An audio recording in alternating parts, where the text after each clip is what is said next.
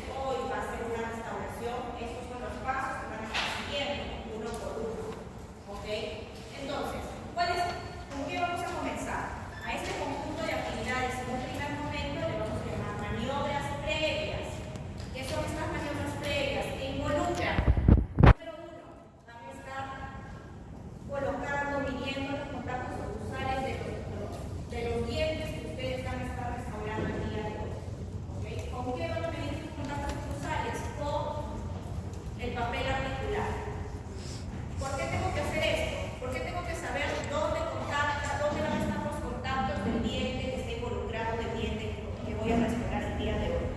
Porque según esto, yo voy a evaluar dónde va a terminar mi preparación.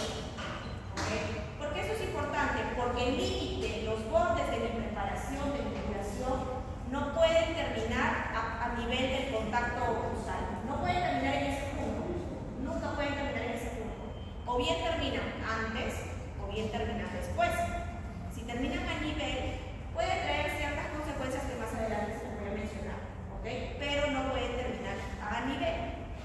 ¿Por qué? Ya les voy adelantando, produce ciertas fallas, fracturas marginales en las restauraciones. Es por eso que se recomienda que los bordes terminen o bien después del contacto o bien antes del contacto, pero nunca a nivel del contacto oclusal. Luego de que hemos hecho eso, memorizamos dónde están nuestros contactos y comenzamos a hacer también una limpieza de la superficie.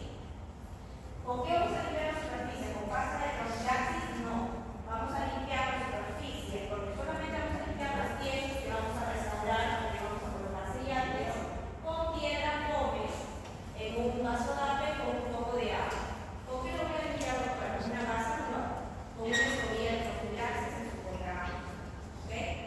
Un tema limpio, entonces ya hicimos. Cortamos oclusales, realizamos cortamos oclusales. Limpiamos la superficie. Luego comienza la toma del color de la pieza. ¿Cómo voy a tomar el color de la pieza? ¿Cómo yo sé? ¿Lo adivinan el aislamiento, doctora? No. Nunca se toma el color cuando están aislados, cuando el diente ya está aislado, porque el diente va a estar deshidratado y les va a dar un falso color. Normalmente aislados se ven más blancos. El color se toma cuando el diente está hidratado, en boca sin aislar. ¿Ok? ¿De qué forma voy a tomar el color? Yo voy a elegir, ya saben que vamos a estar sustituyendo dos tipos de estructura, ¿verdad? Esmalte y dentina, cuando hacemos una curación, una restauración. Entonces, es importante saber que las resinas que vamos a usar van a tener diferentes características ópticas. Una va a semejar más al esmalte y otra va a semejar más a la dentina. Por tanto, voy a tener que escoger un color tentativo de una dentina y de un esmalte. ¿Con qué voy a manipularlo? Yo les recomiendo que las resinas las manipulen de preferencia con guantes de nitrilo, ya no con guantes de látex. Y una vez que han sacado con su espátula, solamente necesito una porción muy pequeña de resina. Con el guante lo van a manipular y van a hacer, como ven en la imagen, pequeñas esferas. Y estas pequeñas esferas, luego, sabiendo cuál es esmalte y cuál es dentina, porque a veces uno se termina confundiendo y no se acuerda, lo colocan con ayuda de la espátula en la superficie involucrada y fotopolimerizan por un tiempo de 5 segundos nada más. No quiero que sea 20 segundos ni 30, no, van a fotopolimerizar solo 5 segundos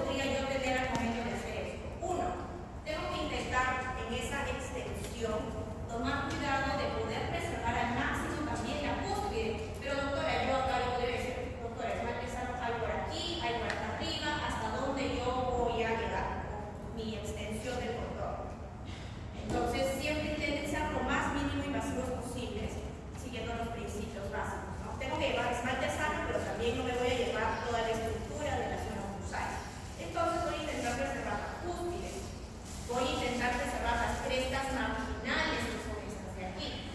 ¿Okay?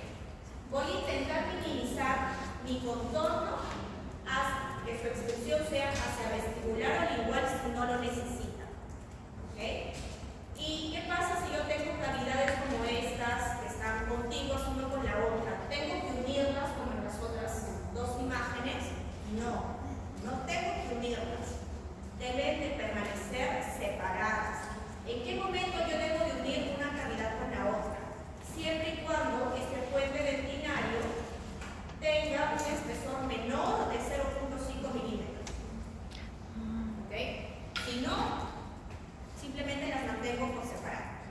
¿Y qué más? En este paso no voy a profundizar en dentina durante la preparación. Es decir, yo no quiero que cuando ustedes hagan su apertura y estén haciendo el contorno me digan, doctora, hice exposición vulvar. Porque, ¿qué dijimos? No íbamos a extendernos en profundidad, ¿verdad? Íbamos a llegar a un máximo de profundidad de cuarto hasta 0.5 milímetros. Si accedemos a esto cruzar. Si hacemos eso, ustedes no van a llegar hasta la curva dentaria, no van a ver exposiciones vulvares. ¿Ok? Y restringimos la profundidad de dentina durante la preparación. Y luego de esto, vean esta imagen. Recuerdan que hablamos sobre los contactos oclusales en maniobras previas. Miren aquí, yo hice mi preparación y no me acordé que por acá estaba el contacto. Y miren, la preparación recayó justo en la zona del contacto oclusal. ¿Qué tengo que hacer? Sobre extender la preparación en esa zona. Porque no puede caer a nivel del contacto oclusal. Y lo siguiente que implica la conformación de una preparación cavitaria es darle la forma de resistencia. Como nosotros vamos a hacer restauraciones de tipo adhesiva, hay algunos parámetros, no tantos como si fuese otro tipo de restauraciones que tenemos que seguir. Dentro de forma de resistencia son básicamente dos nada más. Dos parámetros que tenemos que tener en cuenta. Uno, que el piso de la cavidad, de ser posible, la dejemos lo más horizontal posible. Esa es una. Y dos, vean estos dos ángulos. Acá este es un ángulo más agudo, más recto, y este es un ángulo más redondeado. Lo que nosotros vamos a intentar encontrar dentro de nuestras preparaciones es dejar ángulos internos redondeados, porque de esta manera va a haber menor estrés dentro de la cavidad dental. Hay una mejor distribución del estrés.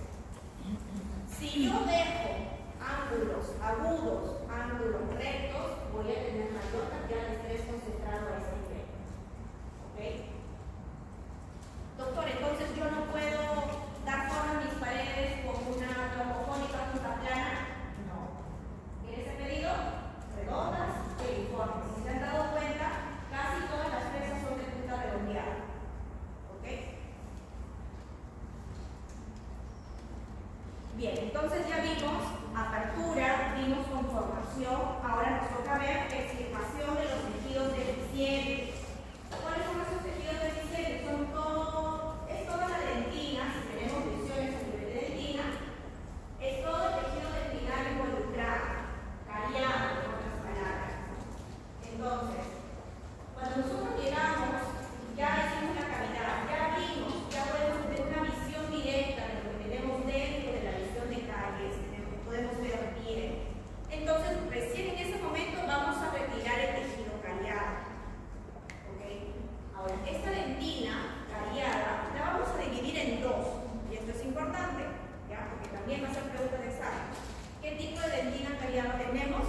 Infectada. Acá no se nota mucho, pero dice afectada. Entonces tenemos dos dentinas. Afectada, infectada. ¿Cuál vamos a remover de las dos? Tenemos infectada y afectada. Una se puede ir y una se puede quedar. La infectada la vamos a remover por completo. Y la afectada podemos dejarla dentro del diente porque tiene capacidad de poder remineralizarse. Diferencias de una con la otra. La infectada contiene microorganismos dentro de él todavía. La afectada no. La infectada normalmente la vamos a encontrar en la parte más superficial de la lesión.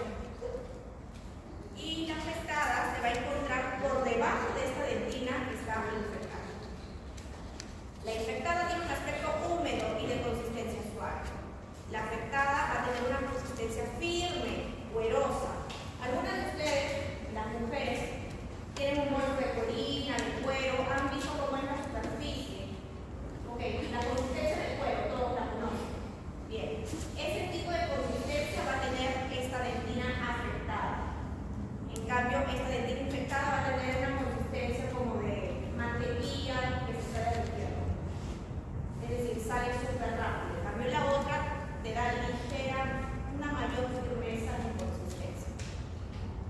Luego, la infectada tiene una degradación irreversible de fibras colágenas y la afectada se encuentra parcialmente desmineralizada, pero tiene las fibras colágenas intactas. Infectada, no hay posibilidad de remineralización. La afectada aún puede ser remineralizada. Por tanto, según lo que estamos leyendo y viendo aquí, la infectada tiene que ser removida y la afectada puede preservarse, por lo mismo que tiene una capacidad aún de poder regenerarse y remineralizarse. ¿Con qué voy a remover esa dentina? ¿Con las fresas, doctora? No. Ustedes van a remover dentina cariada con, ¿qué es esto? La cureta para dentina. Tiene que ser una buena cureta con un filo de corte, ¿ok? Es igual como las recomendaciones que le dieron clases pasadas, que tomen en cuenta los jackets o curetas que vayan a comprarse, porque tienen que tener un filo de corte para hacerse del atraje. Es igual aquí. Estas curetas tienen que tener un filo de corte, porque si no tienen filo de corte, no van a poder distinguir apropiadamente qué dentina tengo que retirar, qué dentina tengo que dejar. Como no tienen corte y por lo general son un poco más rojas, cuando no son de muy buena calidad, muchas veces no consigo distinguir ni sacar lo que necesito sacar. ¿Ok? Retirar. Entonces vean aquí, la dentina infectada va a salir fácilmente con la cureta. Y cuando yo retiro la infectada por debajo, voy a encontrar recién a la dentina afectada. La dentina afectada no va a estar dura como sus carpetas, porque la dentina sana sí es dura. Va a estar firme, va a tener consistencia cuerosa como esto. ¿Ok? Entonces, estos son los procedimientos que van a hacer. Curetear.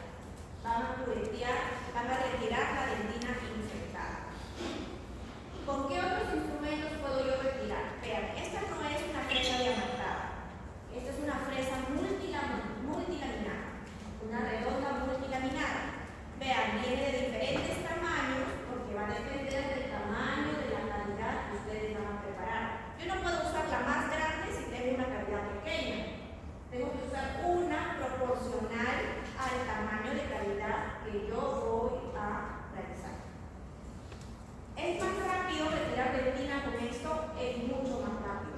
¿Es más rápido tener accidentes y complicaciones con esto? Sí. ¿Por qué?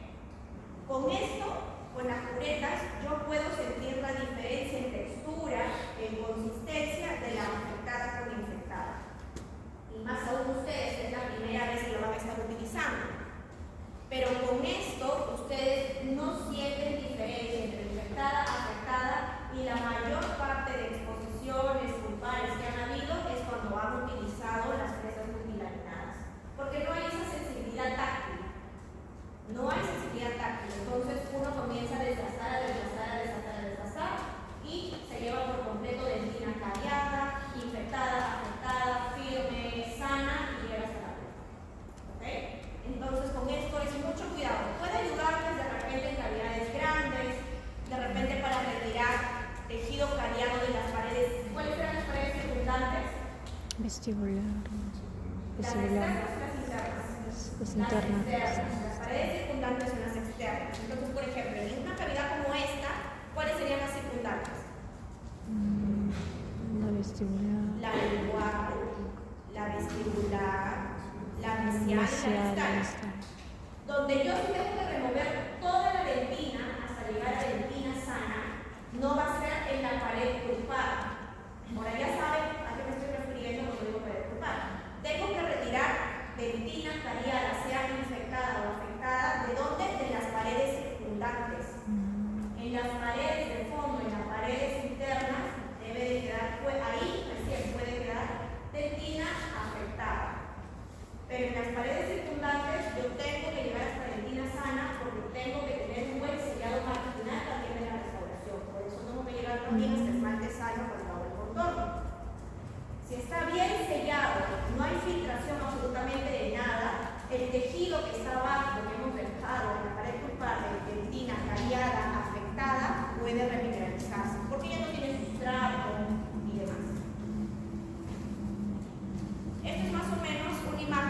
ustedes puedan relacionar esa sensibilidad táctil que yo les estoy comentando con cómo se ve más o menos el tejido cariado de una pieza dentaria, ¿no? Por ejemplo, lo que está de rojo lo vamos a llamar dentina infectada.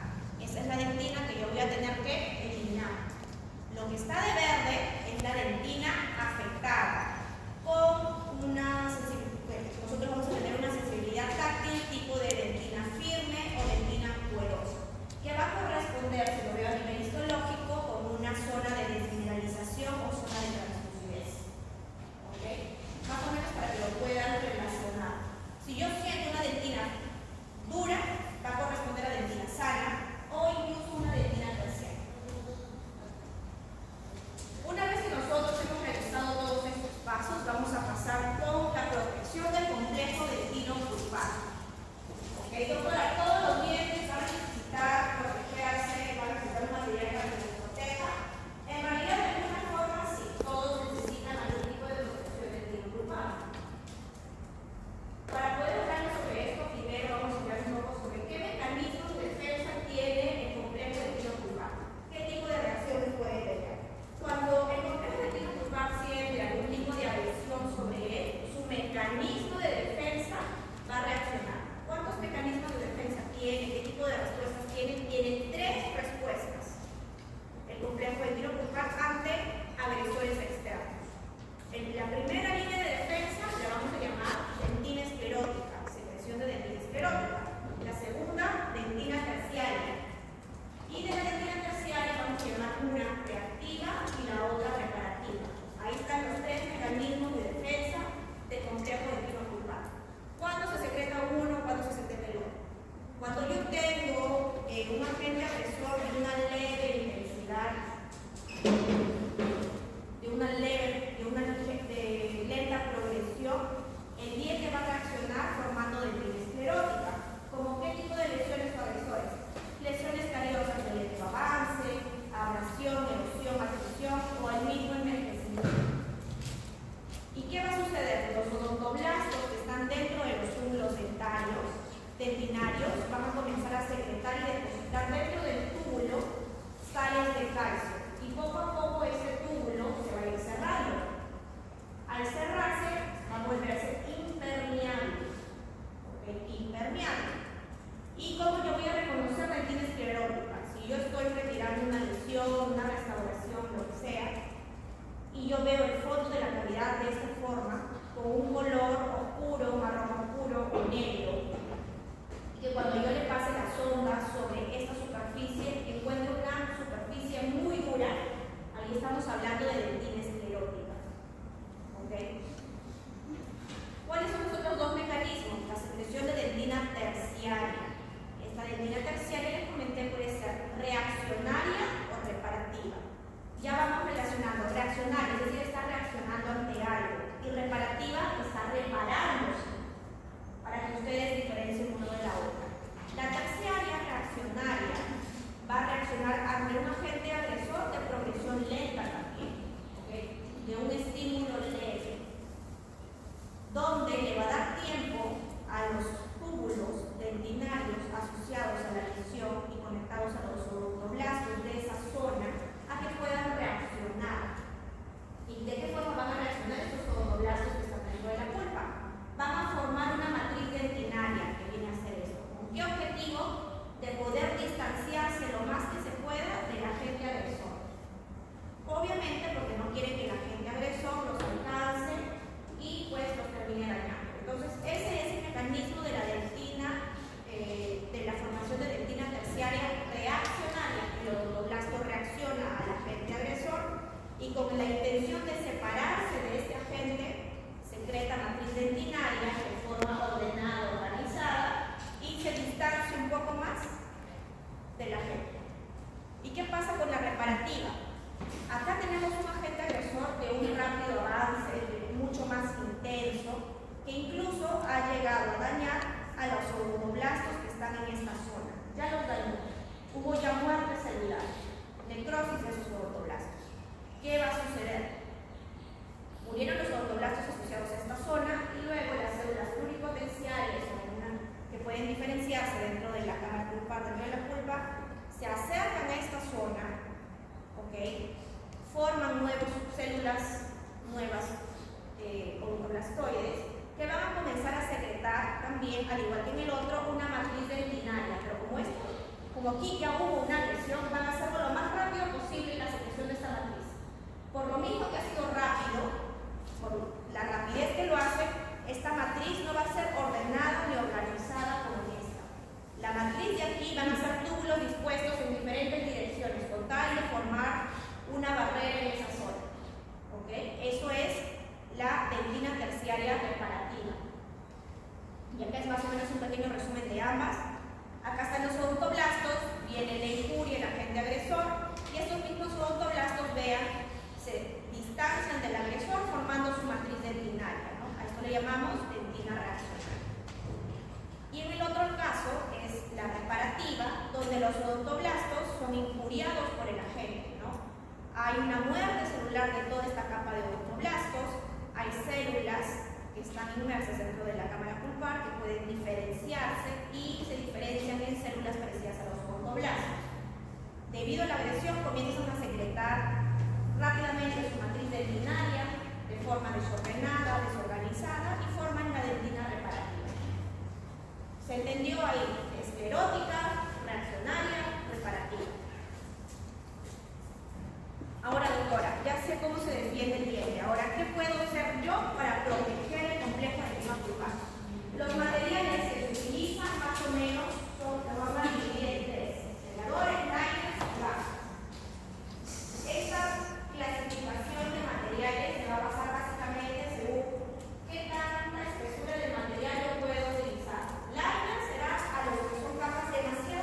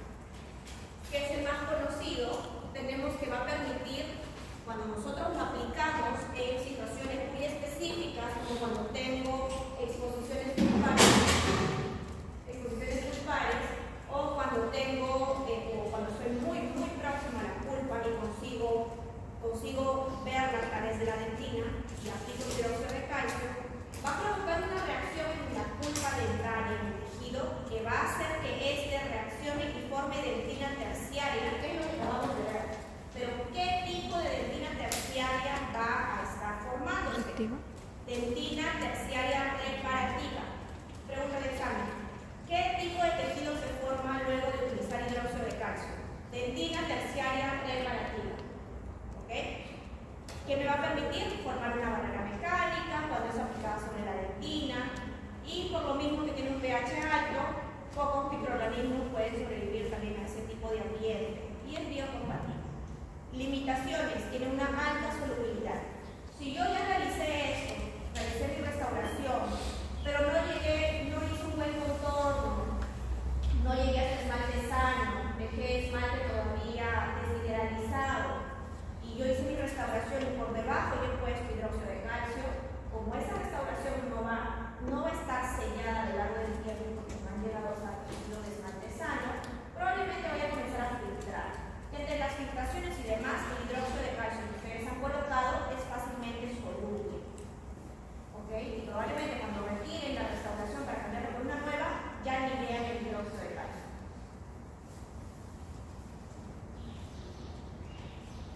Segundo, ionómeros de vidrio. Este tipo de ionómero, ustedes ya lo han visto, son compuestos por un polvo de aluminio silicato de calcio y un líquido que va a ser un ácido poliacrílico o maleico o alcohol.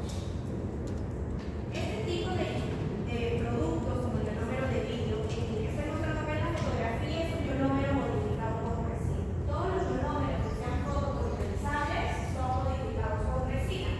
¿Cuál es el que hay en la clínica en este momento?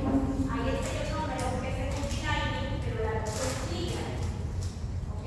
Lo vamos a usar en espesuras de cuánto, de 0.2 a 1 milímetro de espesura como máximo. Pero doctora, yo necesito hacer de repente un poco más yo mi base. ¿Puedo usar este? Sí, pero tienen que hacer 1 milímetro, fotopolimeriza, otro milímetro, fotopolimeriza, otro milímetro, fotopolimeriza. No pueden llenar 4 milímetros de ionómero y fotopolimerizar. ¿Ok? ¿Qué ventajas me trae? Tiene una buena adhesión a la estructura dentaria, tiene una adhesión química, tiene un ionómero de vidrio, es anticariogénico, puede actuar como barrera a cambios térmicos y es fácil de utilizar. ¿Ionómero de vidrio? Terminamos con los liners, ahora vamos a las bases. Son materiales que en espesura pueden colocarse a mayor espesura de 1 milímetro de una sola vez. ¿Ok? Deben ser utilizados en cavidades de mediana y gran profundidad. Ejemplos: fosfato de zinc, policarbonato de todo lo que he puesto acá. El que ustedes van a usar es el ionómero de vidrio, porque el resto no es compatible con restauraciones agresivas. Resinas, incrustaciones, lo que ustedes vayan a hacer no es compatible. Por tanto, ustedes van a usar solamente como base el ionómero de vidrio. Características generales: pueden ser colocados en espesores superiores a 1 milímetro. Proveen aislamiento térmico, químico y eléctrico. Actúan como sustituto de la dentina, reforzando la estructura debilitada y disminuyendo el espesor del material restaurado. ¿Ok? Entonces, doctora, ¿cómo yo voy a usar el ionómero si quiero usarlo como base? Utilicen, ya les mencioné, 1 milímetro de ese ionómero que tienen en la clínica, 1 milímetro, fotopolimeriza. Otro milímetro, fotopolimeriza. Otro milímetro, fotopolimeriza. Hasta que puedan conseguir una espesura apropiada para su base según el tamaño de la cavidad que ustedes tengan. Acá tenemos un ejemplo, por ejemplo. Tenemos una cavidad profunda. Digamos que esto de acá está muy próximo a la pulpa que consigue translucirse. Colocan un liner que era el hidróxido de calcio. Un hidróxido de calcio por debajo, y sobre eso puede ir la base, vean. Y el barniz que está arriba vendría a ser el adhesivo. ¿Bien? Factores para seleccionar los materiales de protectores pulpares. Vamos a ver diferentes factores, como el diagnóstico pulpar, la permeabilidad veterinaria, la edad del paciente, profundidad de la preparación,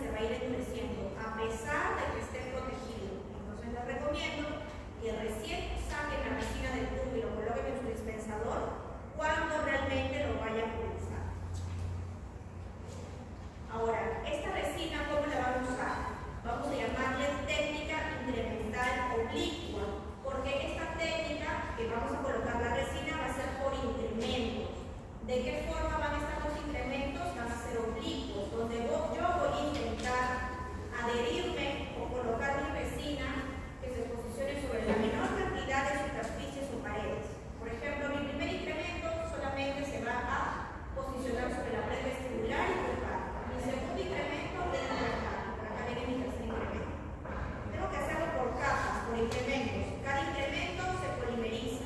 Cada incremento se polimeriza. Cada incremento se polimeriza. Y recordando que la resina puede usarse máximo 2 milímetros de espesura. Si yo quiero coger mucha cantidad de resina y armar todo esto de una sola, no va a ser posible porque van a provocar mucha contracción del material. Tiene que ser máximo 2 milímetros de espesura de la resina y colocarlo primero sobre una pared, luego colocarlo sobre otra pared y así poco a poco ir llenando la calidad. Luego vamos a pasar a la inserción, adaptación y modelado de la resina, donde tienen que ir posicionando la resina, aproximándose a cada cúspide, a cada zona que ha sido de tejido que ha sido retirado. Colocamos un incremento pequeño, fotopolimerizamos. Colocamos otro incremento pequeño, fotopolimerizamos con ayuda de las espátulas. Colocamos, fotopolimerizamos y vean, un incremento con el otro no se están tocando. ¿Ok? Un incremento con el otro no se están tocando. Como acá yo estoy sustituyendo dentina primero, estas son resinas del tipo dentina.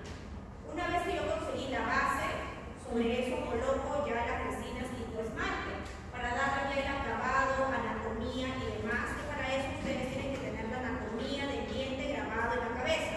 Si es una primera molar inferior derecha, si es una primera molar inferior izquierda, si es una primera molar superior, qué surcos tiene, qué cosas tiene, qué orientación tiene. Recordarán todas las clases de anatomía dental que han llevado los primeros años. Entonces, este es un momento de repasar.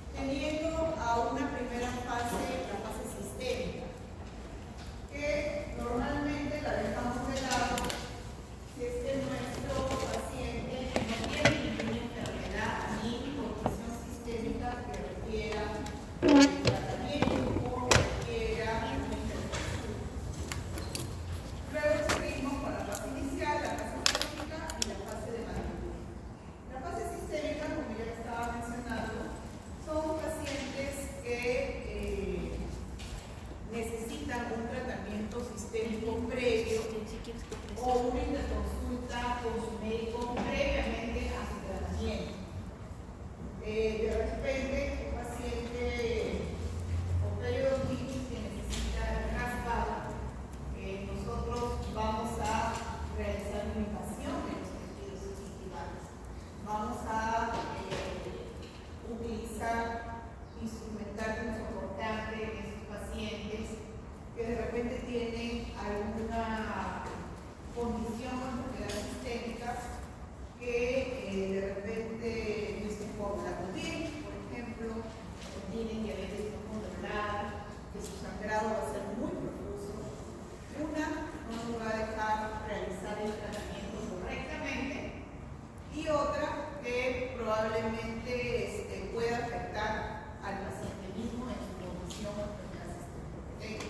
Entonces, en pacientes diabéticos no controlados o alguna enfermedad sistémica o condición que no esté controlada, o también en pacientes gestantes, por ejemplo, con algún riesgo de pérdida, todos esos pacientes tienen que realizar una interconsulta con su médico. Con una interconsulta con su médico, firmado obviamente con su médico, dándonos el pase para poder realizar dicho tratamiento.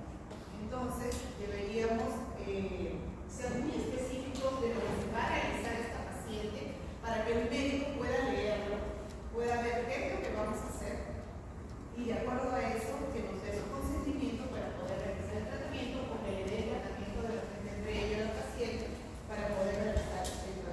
Entonces, esta parte es muy importante. Luego ya continuamos con la fase. Si es que el paciente está bastante sano, que normalmente, al menos los de mi grupo de práctica, la gran mayoría de sus pacientes no tienen ninguna enfermedad o condición sistémica que requiera la fase sistémica. Comenzamos con la fase inicial del tratamiento. Esta parte es muy importante. Más ahora, por ejemplo, en el mes de mayo es el mes del encierro. ¿Por qué? Porque ahora estamos a nivel internacional, todas las asociaciones de periodoncia se han puesto de acuerdo para como que aumentar o concientizar más a los profesionales de salud en cuanto a la higiene oral. Porque se ha visto que ahora en lo más